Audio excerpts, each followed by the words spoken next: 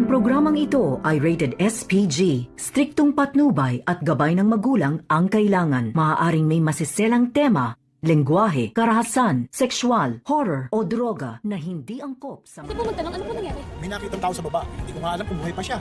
Lo? Narito na nga ang ating pakabangan ngayong Lunes sa abot kamay na pangarap. Inakala nga dito ni Zoe na hindi siya isusumbong dito ni Don Pepe at pati na rin itong si Moira.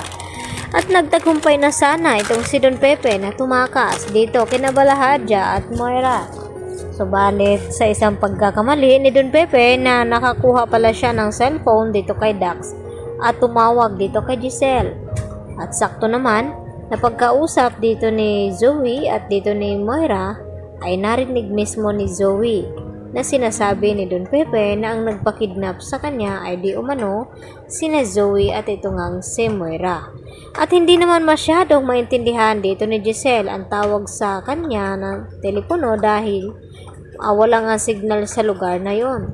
At hindi malaman ni Giselle kung sino nga ang tumatawag sa kanya. At dito naman na nanggagalaiti sa galit itong si Zoe habang pinapakinggan ang mga sinasabi ni Don Pepe dito nga sa telepono. At hanggang sa lumabas ng kotse itong si Don Pepe dahil gusto niya makatakas dito kay Zoe at hinabol ni Zoe at pilit na kinukuha itong cellphone na hawak nga ngayon ni Don Pepe. At sa hindi inasahan ay hindi sinasadya ni Zoe na maitulak ni Zoe itong si Don Pepe dito naman sa tulay kaya nahulog ito padaos-os sa baba. Kaya agad na nakonsensya itong si Zoe at hindi niya malaman kung buhay pa ba o patay na itong kanyang lolo Pepe. Kaya hindi niya makaya ang sitwasyon na ito. Kaya agad na tumawag siya dito kay Carlos at ipinaalam na umiiyak itong si Zoe at nagtanong ito si Carlos na kung ano ang nangyari dito kay Zoe. At ang sagot nga dito ni Zoe na hindi daw niya ito sinasadya na maitulak niya sa bangin itong kanyang lolo Pepe. Dahil ililigtas niya sana ito at patatakasin, subalit dahil sa ginawa ng pagsuplong ni Don Pepe dito kina Moira at Zoe ay dito naman na nanggalaiti sa galit itong si Zoe. Samantala, nagtataka na nga ngayon itong si Lynette dito sa ikinikilos ni Carlos Benitez. Lalo na nung tumawag itong si Zoe at tinatawag pang daddy itong si Carlos. Kaya naikwento naman ngayon ni Lynette dito kay Aling Susan. At pati na rin itong si Aling Susan nagulat din sa sinabi dito ni Lynette na bakit naman tatawagin ni Zoe na ama itong si Don Carlos na may ama naman daw siya na itong at walang iba kundi itong si RJ. Samantala, nakatakas naman itong si Balahadja habang pinupunteriya ng mga kapulisan at hinuhuli dahil ng laban nga itong si Balahadja at may baril din siyang hawak. Kaya agad na nagkaputukan ang mga ito. Kaya dito naman ang kumuha ng pagkakataon itong si Balahadja na takasan ang mga pulis na ito.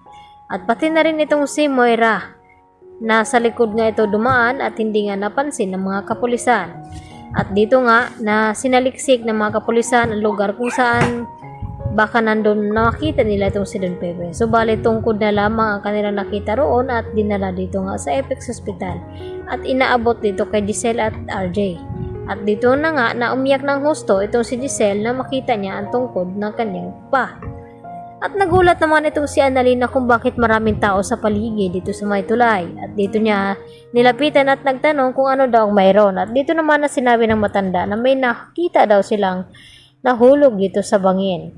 At hindi niya sure kung buhay o patay na ba daw ang matandang ito. At na pagtanto ni Annalyn nang lumapit ito kung sino ay dito naman yan na tinatawag na lolo itong nakasakay na nga sa rescue area. Kaya yan naman ang ating pagkatutukan at abangan ngayong Lunes mga kapuso kung talagang maliligtas pa nga ba ito si Don Pepe o hanggang doon na lang ang kanyang buhay. Yan lang po at maraming salamat sa inyong panonood. Bye-bye!